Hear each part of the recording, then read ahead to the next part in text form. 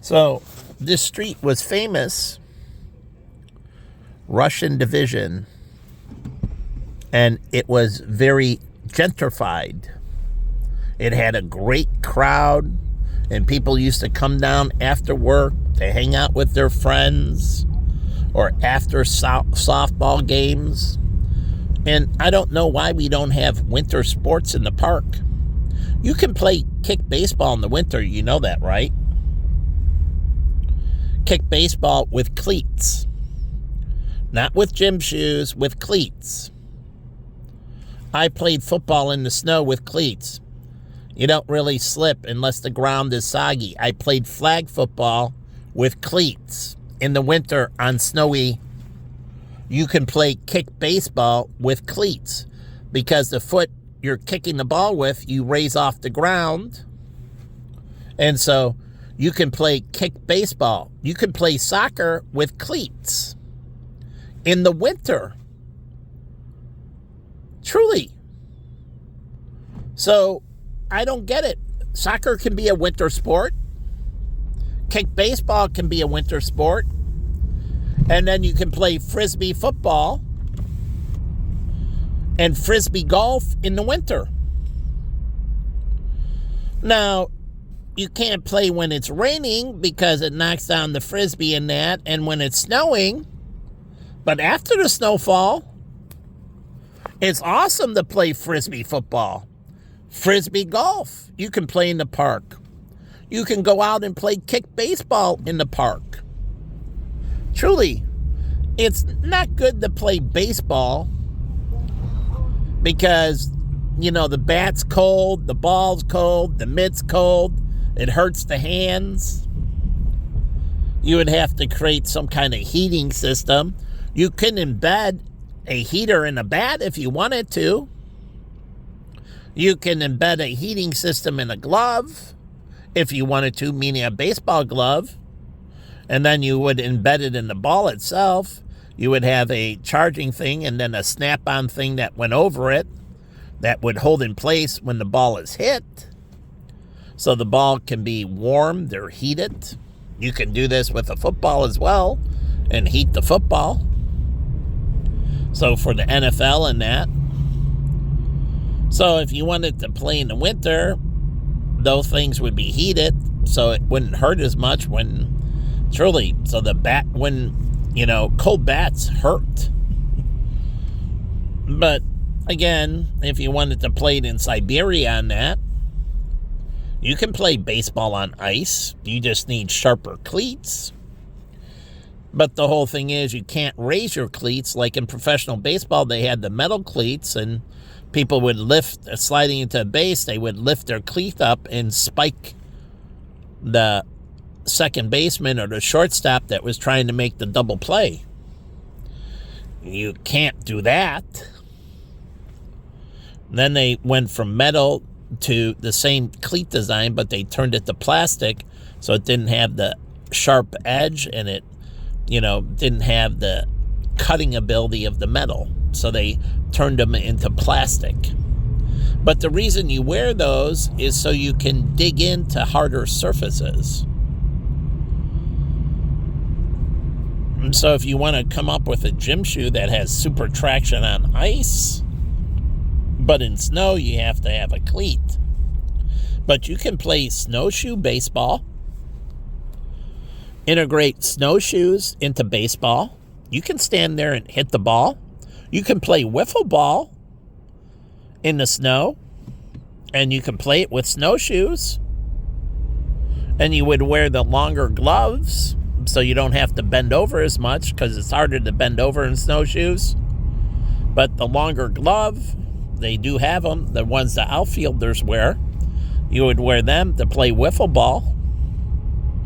So there's so many sports you can play in the snow. The park can be incredibly lively all year round. And that sells tons of winter clothing. Winter sports gear.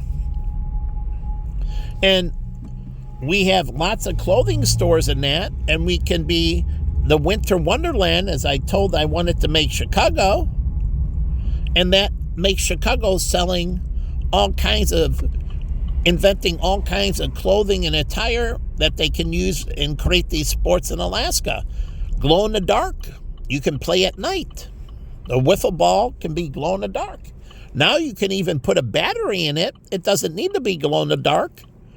It could be battery powered, the bat and the ball. So you can play at dark. People out there in the uniforms, because they have the wearables now, you can see the uniform. So you can play with no lights in pure darkness, because you can see each player. You can see the base. You can see the ball. You can see the bat. And so you can play in Alaska when it has perpetual darkness. So Chicago could be purveying all this if they turned it into a winter wonderland. So there's so much opportunity. Instead, they turn it into a freaking nightmare. I come down here. Crime, negativity, all the filth and disgust and disgrace that I want to get rid of. So our parks can be alive all winter long, and that's what I was trying to do. Even with the scuba suits and that, going winter swimming, having the beaches open all year round. All year round. A lifeguard is no longer seasonal. It's all year round. And you can have the beaches open at night. You have to have the right attire, and you would say only the appropriate attire can go in the water.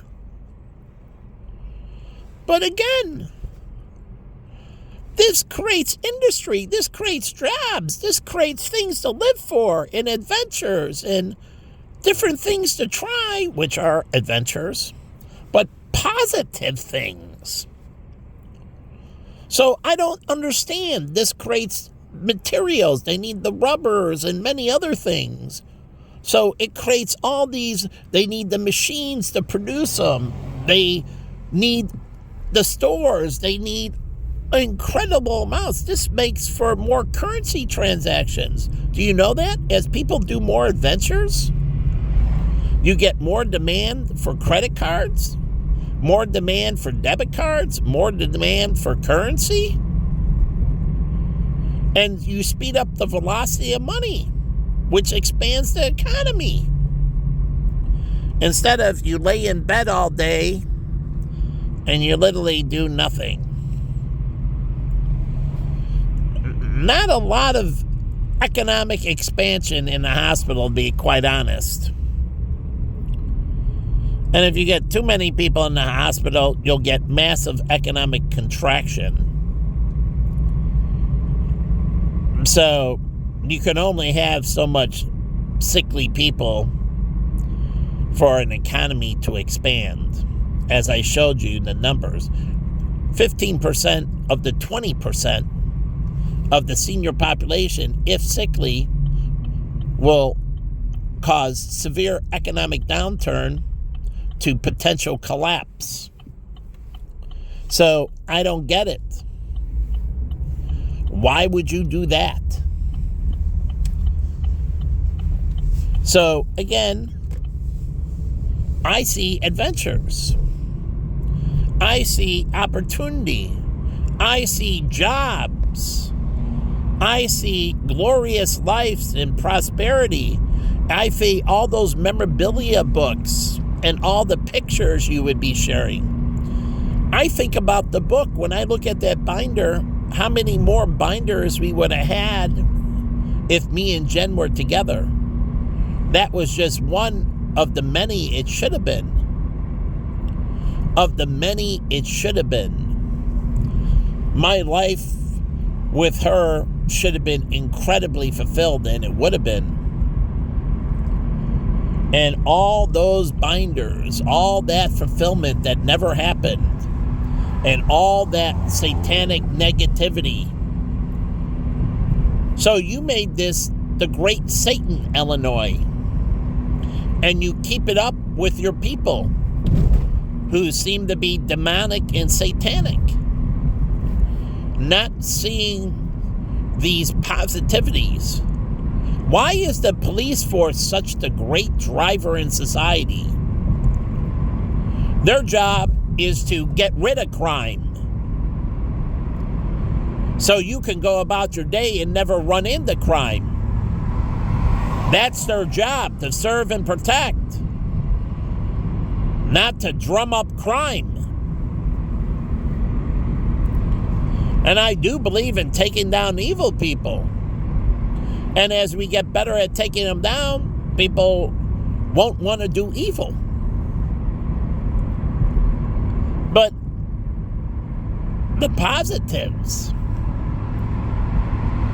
and all those shows didn't used to exist.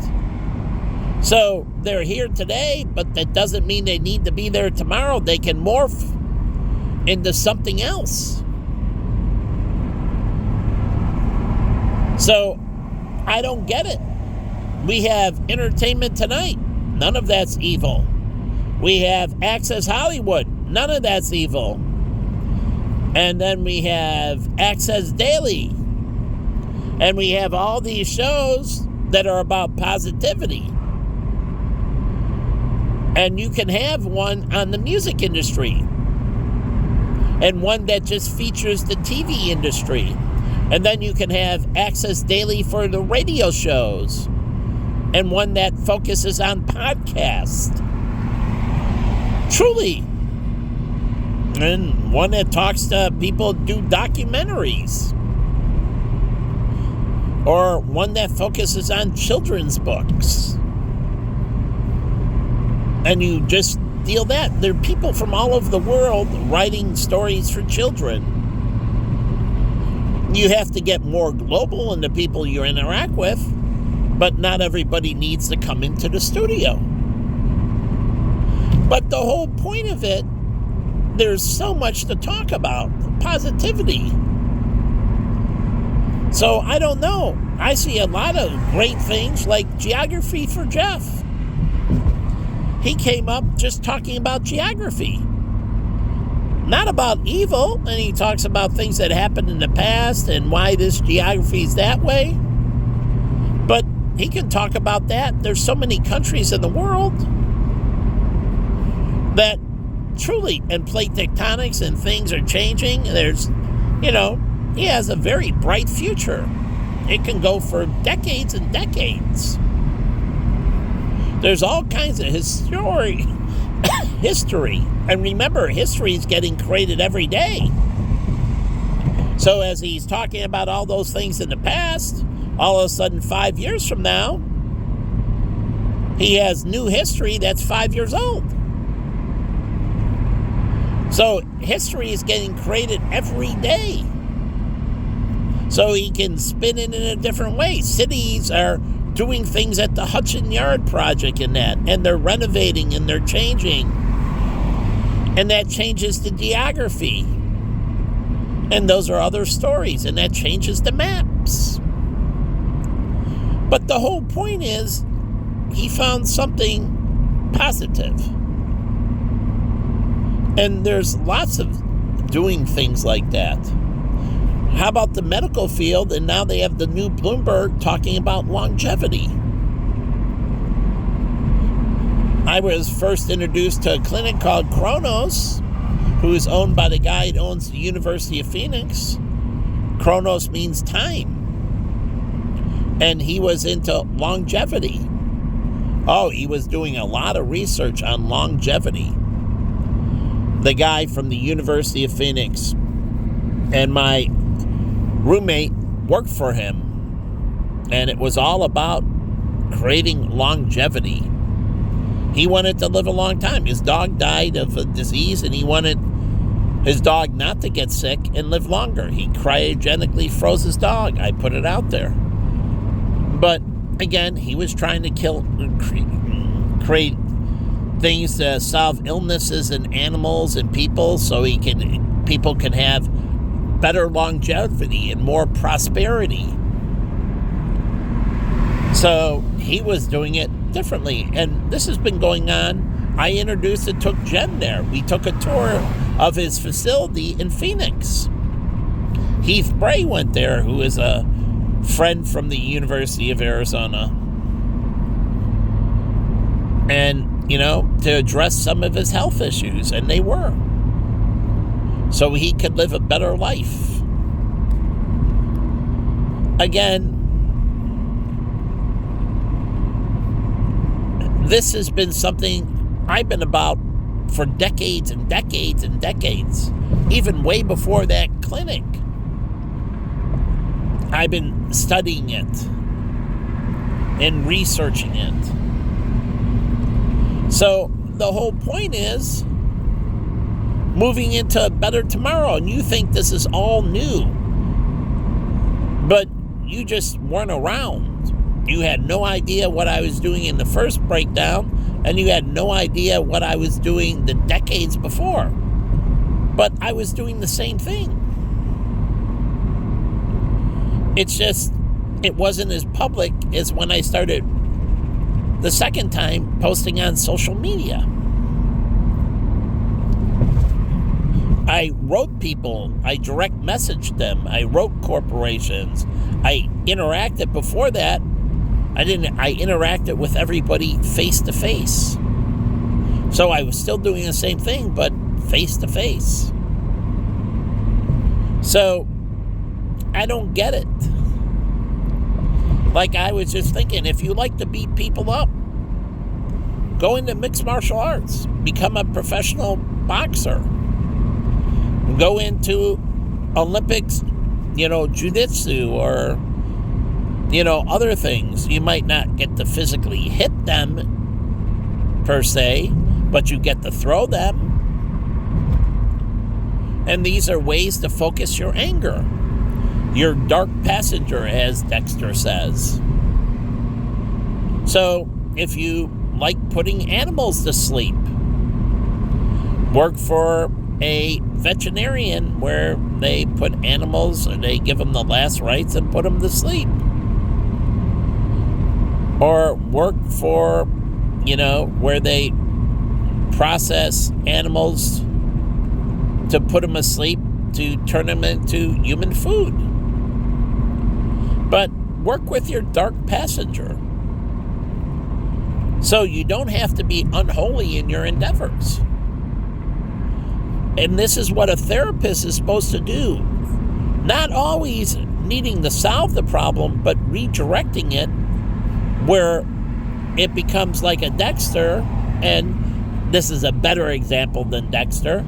But the whole point is redirecting that energy, that negative energy, and turning it into a positive energy. Overcoming the situation and redirecting it in a productive way that furthers society, that furthers good things. So, again, do it. If you like speeding, go to a go-kart track. That's where I go if I want to drive like a maniac. I love the Wisconsin Dells. They have some seriously good go-kart tracks. There's a place out in Buffalo Grove where you can race cars. And if you want hitting people, go to bumper cars. Bumper cars, you get to hit people as much as you want. It's agreed upon when you go into that you can slam people from behind, the side, or anything you want in the bumper car. I love bumper cars.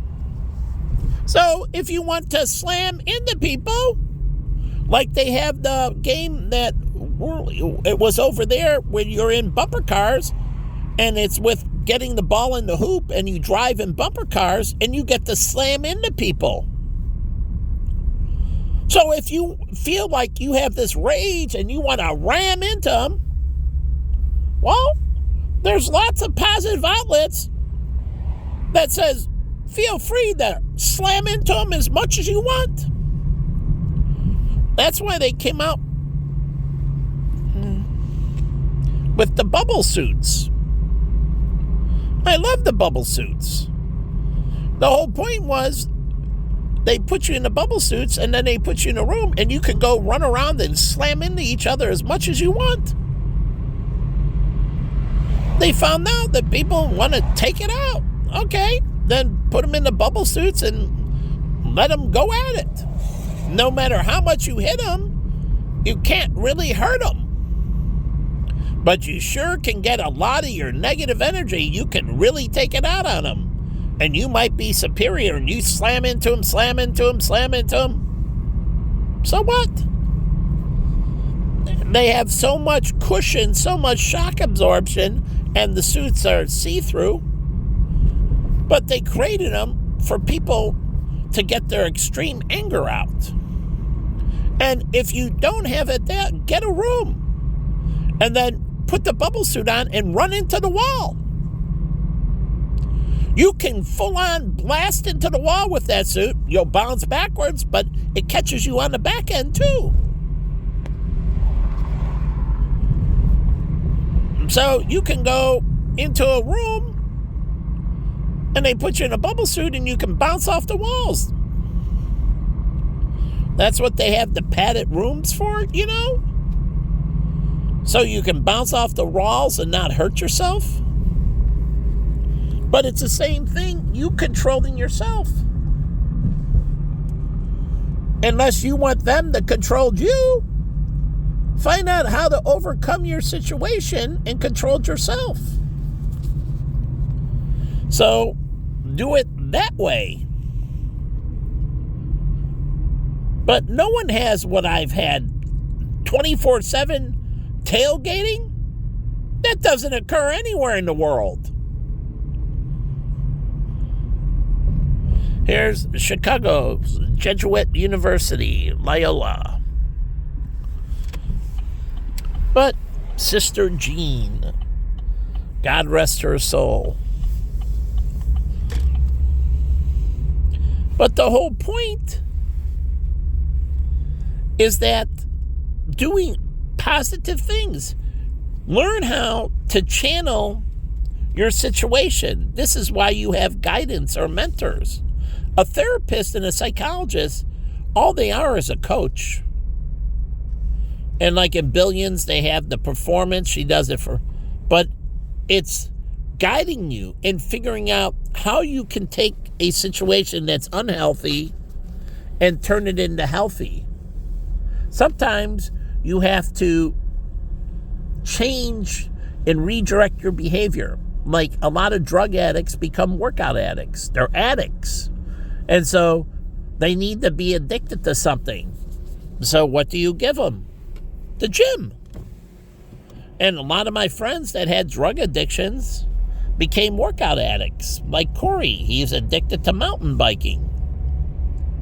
He also got a motorcycle. So he traded drugs for the adrenaline of riding a motorcycle, or going extreme mountain biking, or going skiing. Some people jump out of planes. Instead of doing drugs, they jump out of planes. We talked about this in rehab. They go parachuting, or they go bungee jumping, so they can get that rush. So these are alternatives to being a drug addict that gets you that intense feeling. So you have to find out how to get your extreme on in a healthy manner. Some people, and they do it, but they're highly professional, but they ski off mountains. And my friend used to shoot the documentaries. He was part of it. And they go helicopter in and they go off mountains like unbelievable, like going down Mount Everest on snowboards or skis. I mean, they take mountain biking, going down extreme mountains and taking the bike and going. They know if they fall, they're screwed. But they're so good, they don't fall. Rarely ever do they get seriously hurt, ever. But hurt to them is basically dying sometimes. But they know that. But they're so good, they never get into that situation. They can wipe out and they recover. So my friends used to do that, and they do these extreme, and they wipe out, but they know they got to get back up. So sometimes they lose it going down, they get right back up. they are incredibly at adapting and recovering. Because if they stay in it, they're dead. So when they fall, they're right back on their feet. So they don't lose their skis or their board. They stay calm and cool as they're spinning, and they collect themselves, and they do, and they get right back up and continue. Because the only alternative is to die. And truly, in some of the things I saw, and the only alternative is you're dead. And they understand that. It's seriously motivating survival. But they do that, and it's constructive for them. Evel Knievel. Again, these are ways for people to harness that energy and put it together to create something. You can go Circus Olay. They do extreme stuff. So there's lots of extreme things you can get involved in. Even sword swallowing and that. You got to be very good and precise going down. You don't want to pierce the stomach. You don't want to cause, So these things you got to train and practice. Fire walking and that. People get it. But again, these things take a long time to develop. But if you're into this, like, I need to be on this edge of, almost perishing all the time. You want to do something that no one else can do. And it's incredibly edgy. Well, it's all there. Catching arrows. Which they really do practice shooting arrows. And they catch them out of midair. They practice on tracking them. Remember I told you, and I shared, on Facebook, that the eye can track a single beam of light? So if you don't think the eye can track an arrow, you're wrong. Your eye can track a single beam of light, they found out, a single photon. Your eye can be that detailed. All you have to do is be able to recognize it. The brain has to be able to process that recognition. But literally, you have the ability to see photons or individual strands of light. Now, it'll take time to get there, but all that capability is there now. So you can catch arrows. You can go way beyond that. Literally, if you can see a single beam of light, you can see a bullet moving through the air. Literally track a bullet with your vision. So it's all waiting for you. It's just harnessing it, and that takes a lot of hard work and dedication, but you have to work smarter. You have to do things correctly to make it happen. So it's just not hard work. You have to have the right structure that allows the hard work to pay off into the fruits of being able to see a bullet with your own eye move through the air. But we already have the capacity. So it's just harnessing this capacity. And so I bring these things out because it's all about harnessing this capacity, moving us into a higher state. So, again, you have to figure out how you can channel these things, and you're supposed to be working, and your parents are supposed to be helping you get in the right place. Even if your parents can't guide you, that they put you in the right place, whether the church or the, like Bobby Fischer's mother took him to the chess master, got him in the right place with Ben Kingsley to help him harness his ability. Bobby Fischer was a very poor boy. His mother was an immigrant. Bobby Fischer didn't have anything. Bobby Fischer was dirt poor. But his mother got him with the right mentors.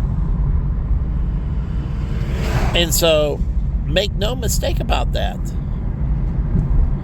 Bobby Fischer, his dad, I don't know what happened to him, but he was raised by a single mother. But that single mom took him in and put him in the right places so he could harness his power.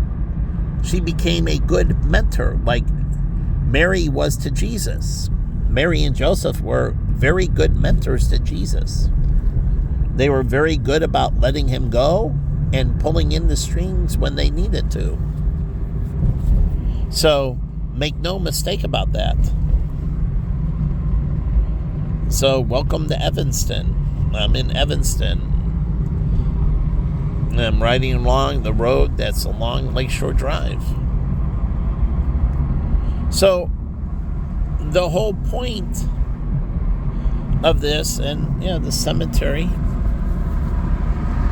they could write a book about the people. You'd have to research ancestry, but you can put a book about the time lapse of the cemetery, the different people in it, how they passed, what was their history, and not too extensive on any one individual, but you can talk about just the history of the cemetery, what went on, how they ended up there, the different things that challenged society at different times, a little bit about the individual stories. But again, channeling things correctly. And so that's why I became a big fan of Dexter, because it was all about taking the unbelievably negative thing of wanting to slaughter people and channeling it into something productive and protective and positive. So again, some people, they just don't get with the right people. And that's what I told you.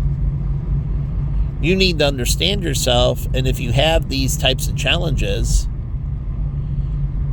you need to seek out the right people to give you the proper guidance so you can turn these negativities into positive. Like I said about Stephen King, Stephen King would have been probably a horrible person, truly, but he took all these negative thoughts and he turned them into books, short stories. So figure out how to take something negative and turn it into something positive.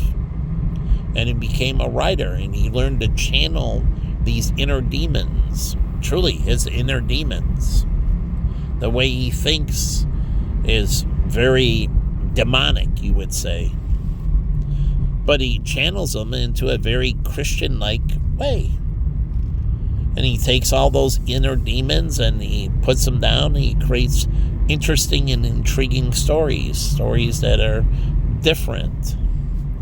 He doesn't do so much gore. He's more about suspense. He's a suspense writer. So he does horror, but more suspense. It's not about the blood and guts. Some people write Chain, and it's suspense, but it's more about the horror. And you see these, it's more graphic. But I like Sick and Twisted animation. I grew up with Ben and Jerry. They don't show it as graphically, but Sick and Twisted animation is very graphic. But that takes it out of the human aspect and turns it into a cartoon. But it's seriously graphic. You would say disturbing. That's why they call it Sick and Twisted animation. They used to have a festival in Chicago I went to every year. I don't know, it went away. But it was very graphic animation.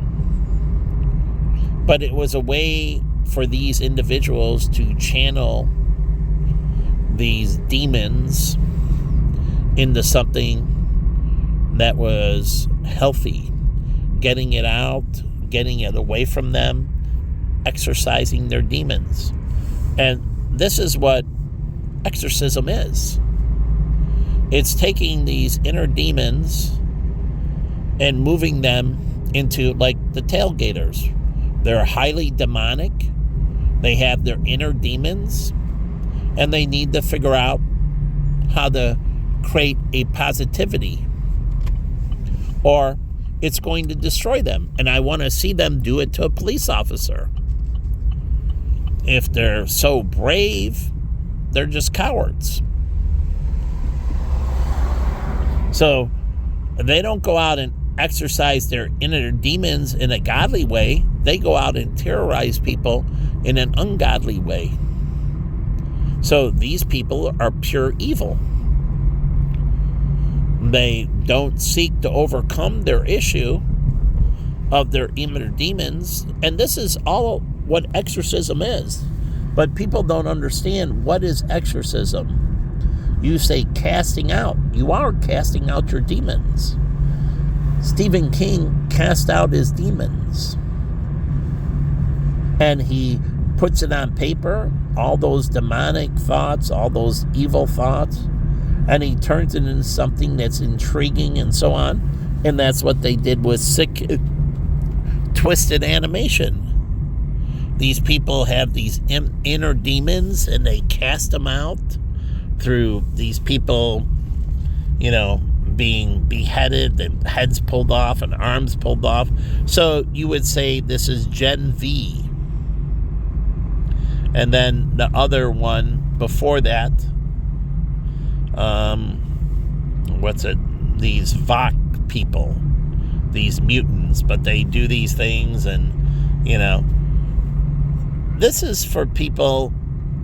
Now they say what's appropriate, but this is people being able to channel their inner demons into a healthy thing and putting it on instead of doing it to people. Actually, they bring in stunt people, they bring in animation, they create a lot of positivity from these inner demons.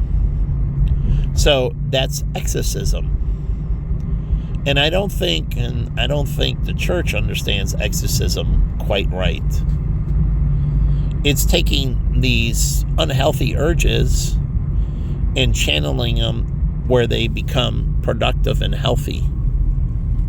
And that's an exorcism. Here's Northwestern, the Siegel Visitor Center. So, again, they don't exercise their inner demons correctly. And if you do, you cast them out. And this is ways that you cast them out. And this is a godly method of cleansing. That's what repentance is, and atonement and all that. It is something godly. Somebody coming to play tennis at 5 a.m. That's awesome. Early bird gets the worm. Girl has a lighted backpack. Nice idea. Very colorful, easy to see. Getting her morning stimulation in. Bringing up our heart rate, getting the blood flow, getting the oxygen into the system, getting moving for the day, waking up the brain, positive stuff. So this is what people don't understand. You have to figure out how to get your inner demons out. That's what he was doing, Chris Kyle, with getting them back in and getting them out into the shooting range and trying to get them engaged so they can be comfortable with these situations and get these inner demons out. And, as he overcame, he went out there himself to the shooting range and was able to focus and let loose and turn from shooting a person into shooting a target. And they have moving targets. You can have moving targets on shooting range. Like the one they do with the football player. They have the car out there and it moves. You can do that with they do it with a golf cart. Remember the thing that picks up the balls and people try to hit it? But actually have a moving target out there that's true on a golf course, a driving range, and people get to see if they can hit the moving target. I mean, truly, not trying to disturb the person in the screen cart, which people try to hit them, but a truly where you just have a moving target and people try to hit that moving target when they're swinging the golf ball. It raises precision because they have to fine-tune and be able to hit this thing, a moving target. And if you can hit a moving target, then you should be able to put the ball in a fixed position easier and more precisely because it's not moving per se. So hitting a moving target, you got to take into many other factors. So again, you have to understand these things. So there's lots of ways to exercise your inner demons, like going to the United Nations and talking about the injustice against Palestine and having leaders be able to exercise their frustration and, what they think and so on, and speak out against Israel and, in their action, how they unjustly treated the Palestinians and that. And they get the public ear, the worldwide ear by speaking at the United Nations. And then there's engagements and action. It's not deaf ears, but truly they get that cleanse out. And then there's the Association of Arab States within the UN. And they try to work together. Remember, Israel's an Arab state. It's its only Jewish state in all these Arab states. But there are Arab Christians as well as Arab Muslims and Arab Jews. And so that's all part of the Arab states. And then there's Sunni and Shiite.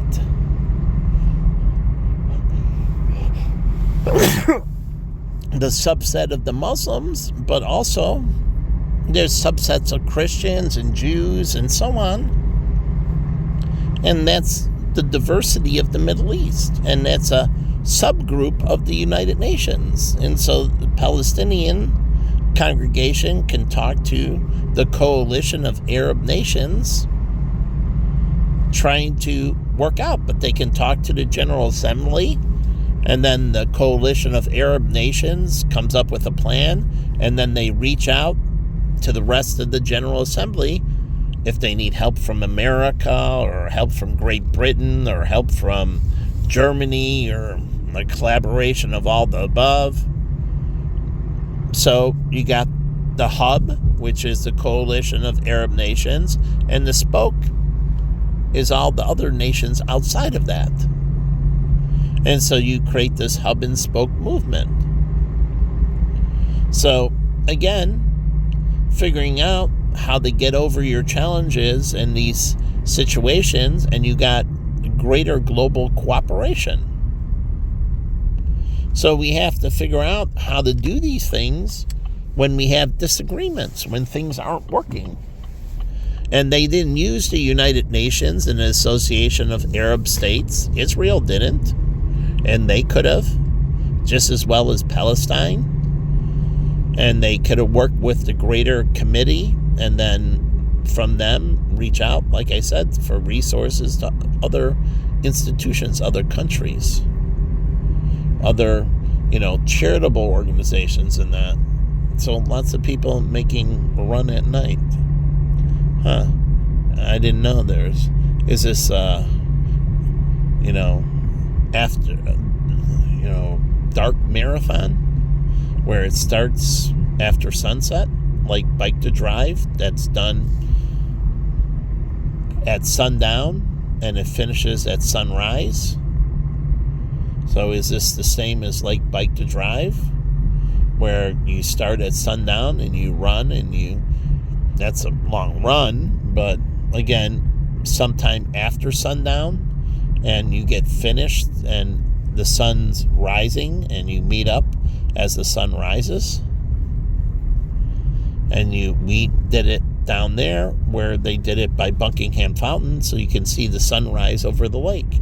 It would have been nice if they had food vendors and we could have had some nice food, and they had tables out there. Truly tables. We sat on the steps and watched the sunrise. But they could have had tables and food, and, they could have really made it a greater event than it was. But I always wanted to do Bike to Drive. Is this Run Sheridan Road after dark? And then, sunrise is going to be in a little bit. So, do they have a Sheridan Road marathon? Because you can run Sheridan Road. I mean, it's a beautiful thing. And so you have Run the North Shore, right? Up down here, it can start at Evanston or Loyola University in Chicago. Kick off at Loyola, run through Northwestern and down here, and it would end in Highland Park, say. And it's run, Sheridan Road after dark. And it's nice and cool after dark and everything. And it has a great mystique about it. It's very romantic and everything. You can run it with like me, it would be with my girlfriend, hopefully my future fiance, my wife, as we progress in the relationship. But again, it would great, and it would feature all these houses, and the TV can come out and film late night, and they have all this lighted up, glow in the dark stuff, and battery powered stuff, and so on. Just like here's another one.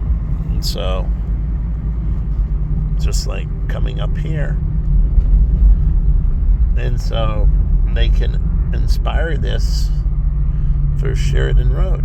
You can even have the Sheridan Road Halloween, drive, where you can see all these beautiful different Halloween houses along Sheridan Road. So you have here. And so they have the bike with the runner. So again, and there's beaches up here. You can do it during the summertime, and you can have a nighttime. Truly, you have to track the people in the water, but they can have glow-in-the-dark scuba suits. And you can have a triathlon up here. After dark triathlon. And they can go to Highland Park Beach or Wilmette Beach, I think it is. Some of the beaches up here featuring them, because these beaches don't get featured in any events. And there's Lake Forest Beach, Highland Park Beach, Wilmette Beach. And so, again,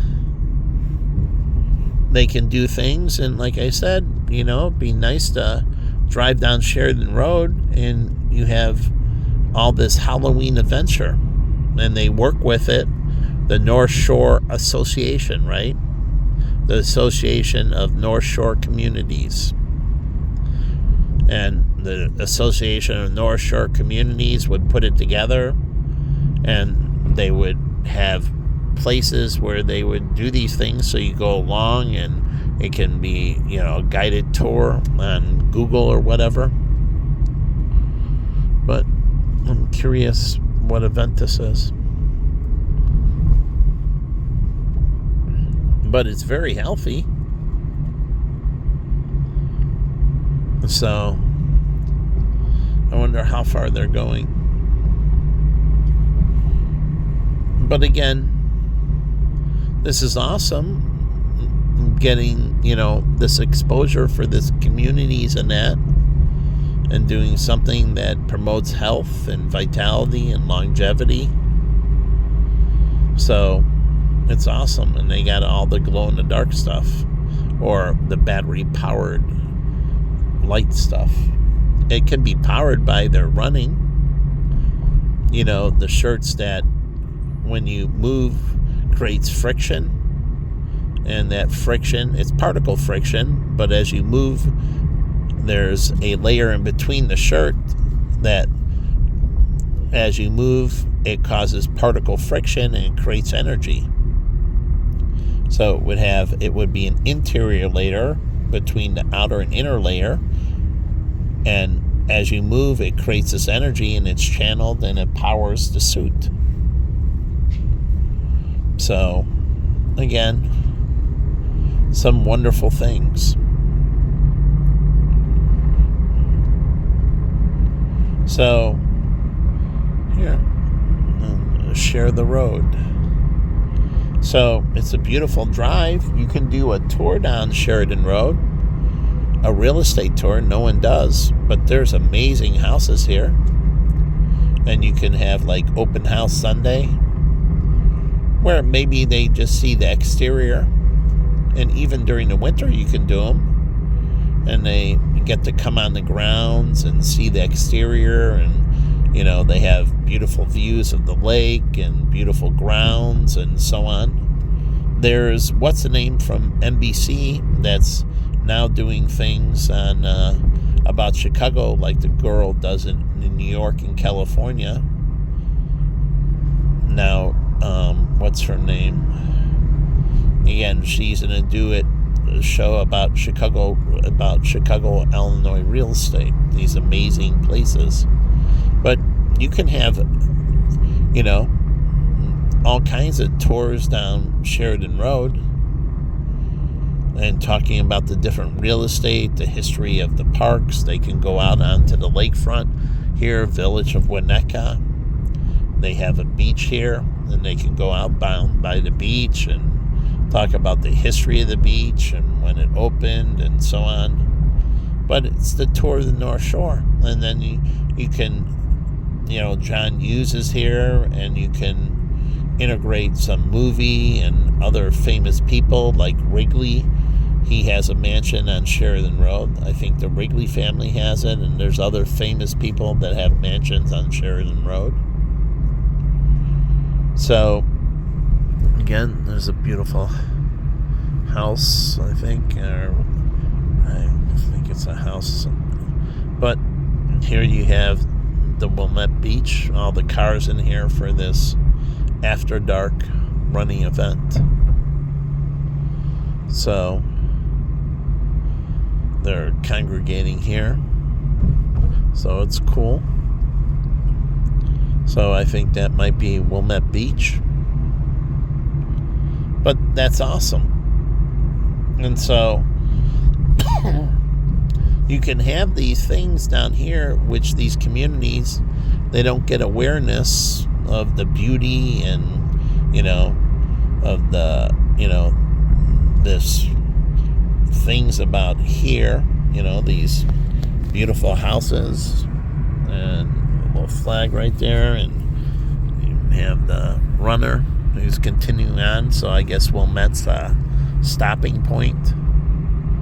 But again, this creates some wonderful things related to this area. And again,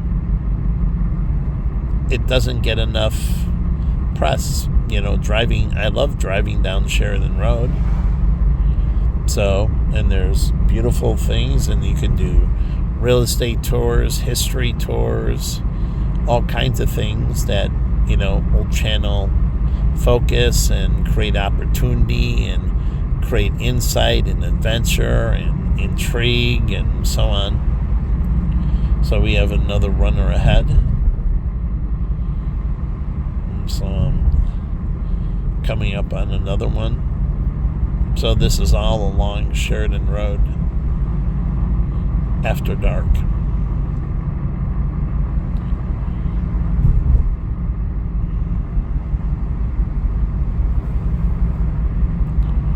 So I wonder how many miles they're running.